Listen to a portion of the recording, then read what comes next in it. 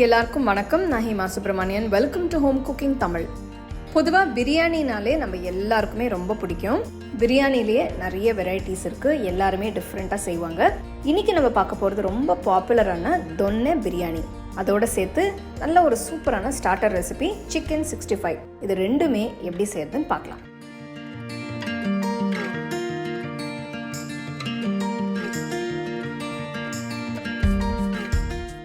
இந்த ரெசிபிக்கு நான் 2 கிலோ மட்டன் போனோட எடுத்திருக்கேன்.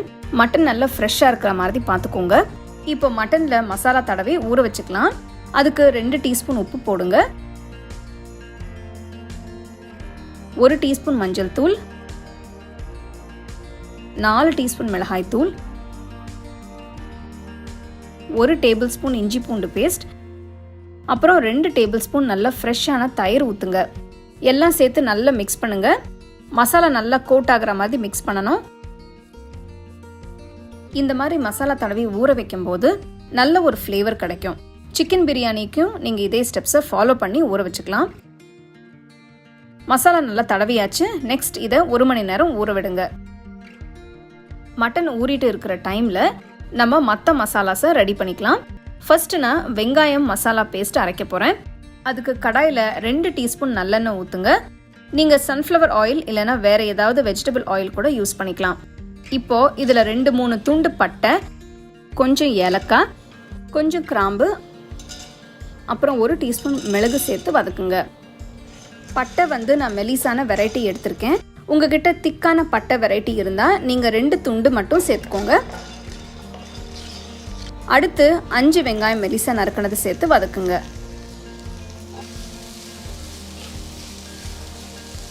2 நிமிஷம் வதங்கினதுக்கப்புறம் 10 பச்சை மிளகாய் போடுங்க. நான் இந்த ரெசிபிக்கு 10 பெரிய பச்சை மிளகாயை யூஸ் பண்ணுறேன். யூஸ்வலாக இந்த பிரியாணியில் ஹோட்டல்ஸ்லாம் பார்த்தீங்கன்னா நிறைய பச்சை மிளகாயை போட்டு நல்லா காரமாக பண்ணுவாங்க. நீங்கள் எடுத்துருக்கிற மட்டன் அப்புறம் அரிசியோட அளவுக்கு ஏற்ற மாதிரி மிளகாயை அட்ஜஸ்ட் பண்ணிக்கோங்க. வெங்காயம் நல்லா லைட் கலருக்கு மாறினதும் அடுப்பை ஆஃப் பண்ணிவிட்டு நல்லா ஆற விடுங்க. வெங்காயம் நல்லா ஆறினதுக்கு அப்புறம் ஒரு மிக்சர் ஜாருக்கு மாற்றிடுங்க. நெக்ஸ்ட் இதில் கொஞ்சம் தண்ணி ஊற்றி நல்ல பேஸ்ட்டாக அரைங்க.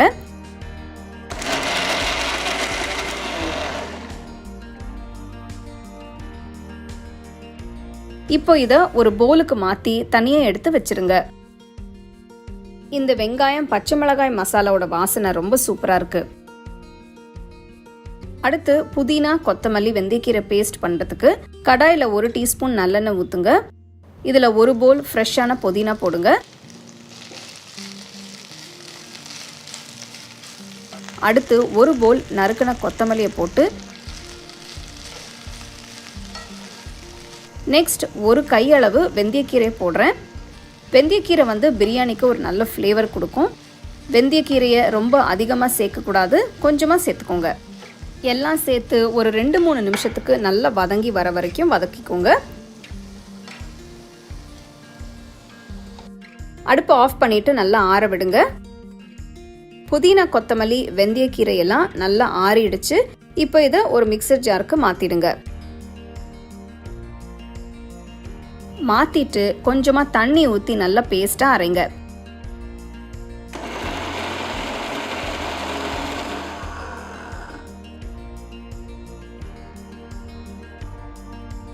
இப்போ இதை ஒரு பவுலுக்கு மாற்றி தனியாக எடுத்து வச்சிருங்க. நெக்ஸ்ட் மட்டனை வேக வச்சுக்கலாம். அதுக்கு குக்கரில் 2 டீஸ்பூன் நல்லெண்ணெய் ஊற்றுங்க. நெக்ஸ்ட் 3 டேபிள் ஸ்பூன் நெய் ஊற்றுங்க. ஜென்ரலாக நான் பிரியாணிக்கு நிறைய நெய் ஊற்றுவேன். ஸோ ஒரு நல்ல ரிச் ஃப்ளேவர் கிடைக்கும், அதுக்காக தான். உங்களுக்கு இந்த அளவுக்கு நெய் வேண்டாமன்னா நீங்கள் கொஞ்சமாக நெய்யை கட் பண்ணிவிட்டு எண்ணெயை ஆட் பண்ணிக்கலாம். எண்ணெய் சூடானதும் இதில் 1 துண்டு பட்டை, கொஞ்சம் கிராம்பு, கொஞ்சம் ஏலக்காய், 3 அன்னாசிப்பூ, பிரியாணி இலை, 3 ஜாவித்ரி, கொஞ்சம் கல்பாசி, அடுத்து 1 டீஸ்பூன் ஷாஹி ஜீரா, 1 டீஸ்பூன் சோம்பு. மசாலா சேர்க்கும் போது அடுப்பை லோ ஃப்ளேம்லேயே வச்சு போடுங்க, இல்லைன்னா கருக ஆரம்பிச்சிடும். நெக்ஸ்ட் ஒரு மீடியம் சைஸ் வெங்காயம் மெலிசா நறுக்கினது போடுறேன். நல்ல கோல்டன் ப்ரௌன் கலருக்கு வதக்குங்க.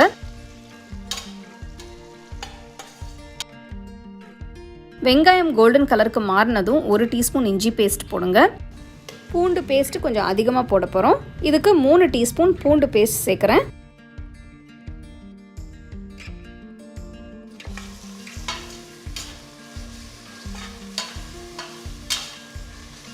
நெக்ஸ்ட் ஒரு மீடியம் சைஸ் தக்காளி நறுக்குனது போடுங்க. இந்த ரெசிபிக்கு தக்காளி ஆப்ஷனல் தான். நான் இந்த ரெசிபி வீட்டில் பண்ணும்போது ஒரு தக்காளி சேர்த்து பண்ணேன். ஸோ டேஸ்ட் வந்து ரொம்பவே நல்லா இருந்தது. அதனால் உங்களுக்கு காட்டும் போது தக்காளி சேர்த்து பண்ணி காட்டலான்னு நினச்சேன். தக்காளியோட ஃப்ளேவரும் புளிப்பும் பிரியாணிக்கு ஒரு நல்ல சூப்பரான ஒரு டேஸ்ட் கொடுக்கும். ஸோ நான் ஒரு மீடியம் சைஸ் தக்காளியை ஆட் பண்ணுறேன். நெக்ஸ்ட் ஊற வச்ச மட்டன் பீசஸை சேர்த்து நல்லா மிக்ஸ் பண்ணுங்கள். நீங்கள் சிக்கன் யூஸ் பண்ணி பண்ணுறீங்கன்னா நீங்கள் எல்லாத்தையும் சேர்த்து ஒரே பாத்திரத்தில் பண்ணிக்கலாம். மட்டன் வேகிறதுக்கு டைம் எடுக்கும். ஸோ நான் மட்டனை குக்கரில் வேக வச்சுட்டு இன்னொரு பாத்திரத்தில் மசாலா அரிசி எல்லாம் சேர்த்து வேக வைக்க போகிறேன்.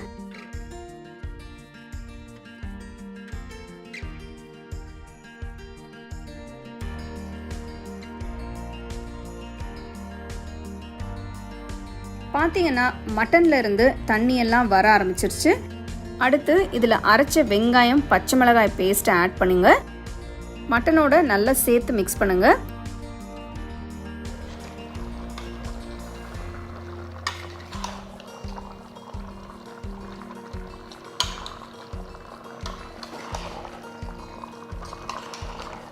அடுத்து அரைச்ச புதினா கொத்தமல்லி வெந்தயக்கீரை பேஸ்ட் சேர்க்குறேன்.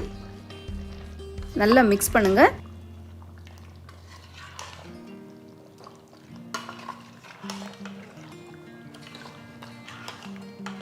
பிரியாணிக்கு தண்ணியோட அளவு ரொம்ப ரொம்ப முக்கியம்.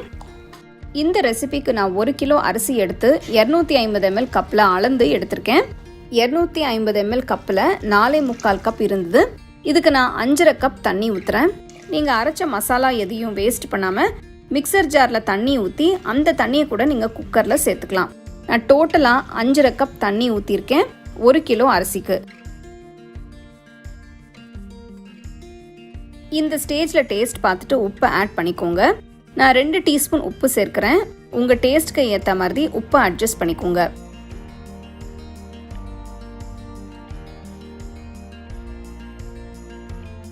நெக்ஸ்ட் குக்கரை மூடி மட்டனை மீடியம் லோ ஃப்ளேம்லேயே 20 நிமிஷத்துக்கு வேக விடுங்க.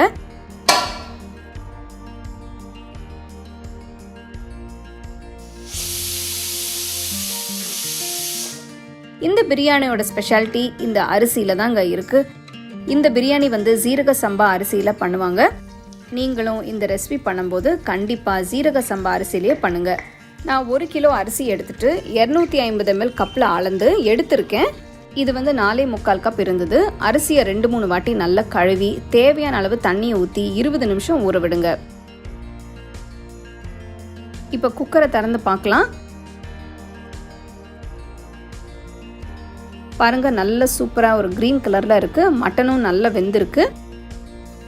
இப்போ நம்ம அரிசியை மட்டன் மசாலாவோட சேர்த்து வேக வச்சுக்கலாம். நான் பிரியாணியை இந்த பெரிய பாத்திரத்தில் பண்ண போகிறேன். ஏன்னா நம்ம அரிசியை சேர்த்து வேக வைக்கும்போது குவான்டிட்டி வந்து 2 மடங்காக ஆயிடும். மட்டனை மசாலாவோட சேர்த்து பெரிய பாத்திரத்துக்கு மாற்றிடுங்க.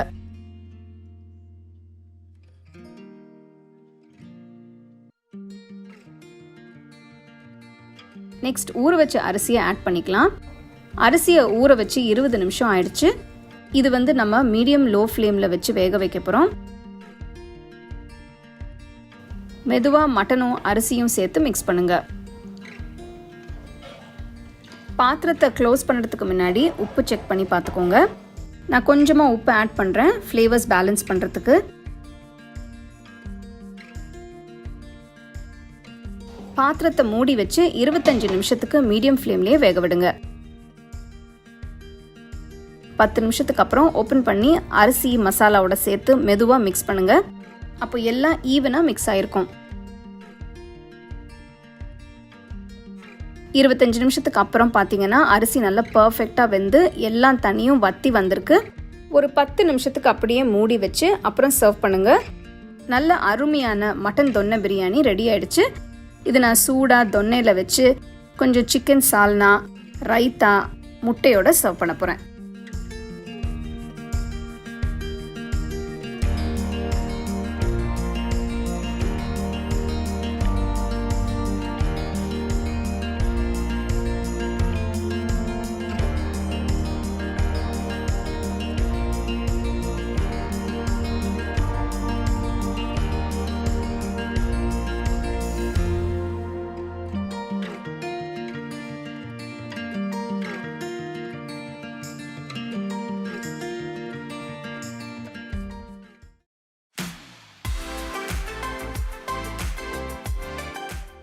இந்த ரெசிபிக்கு நான் 300 கிராம் எலும்பில்லாத சிக்கன் யூஸ் பண்ணுறேன். இதை சின்ன துண்டுகளை கட் பண்ணி வச்சுருங்க. ஃபஸ்ட்டு இந்த சிக்கனை ஊற வைக்கணும்.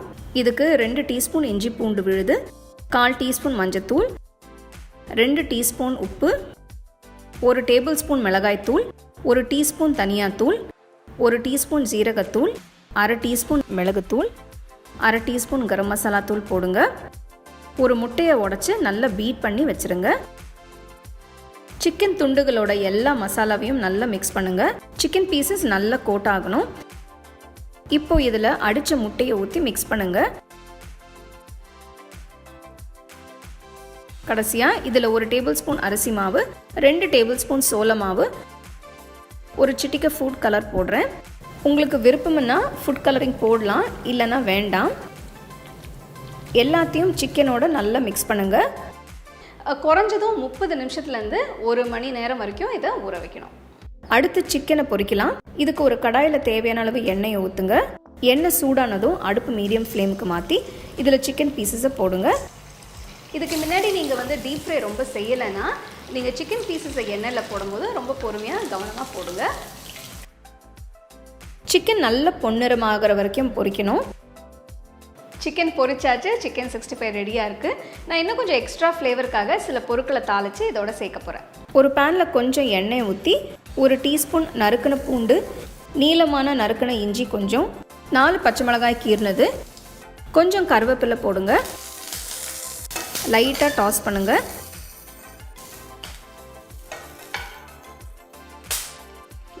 இதோட பொரிச்ச சிக்கன் துண்டுகளை போட்டு மிக்ஸ் பண்ணுங்கள்.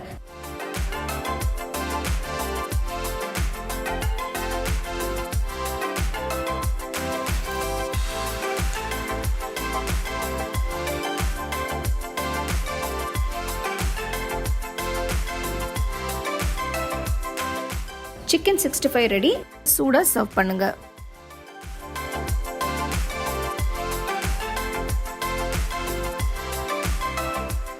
ரெண்டு அட்டகாசமான ரெசிபிஸ் பார்த்தீங்க. ஸோ கண்டிப்பாக இந்த ஸ்டெப்ஸ் எல்லாம் நீங்கள் ஃபாலோ பண்ணிங்கன்னா உங்களுக்கும் இந்த hotel style biryani taste and chicken 65 கிடைக்கும். கண்டிப்பாக நீங்கள் ட்ரை பண்ணி உங்கள் ஃபேமிலி ஃப்ரெண்ட்ஸோட ஷேர் பண்ணுங்கள். உங்களுக்கு இந்த ரெசிபி பிடிச்சிருந்தா லைக் பண்ணி ஷேர் பண்ணி ஹோம் குக்கிங் தமிழ் சேனலுக்கு சப்ஸ்கிரைப் பண்ணுங்கள். மறக்காமல் பெல் ஐக்கானை கிளிக் பண்ணுங்கள். The second edition of our home cooking book is now available on our website 21frames.in. I'll give you the link in the description. You can go and check it out. The book is currently available only in India for now, so you can place your orders on 21frames.in.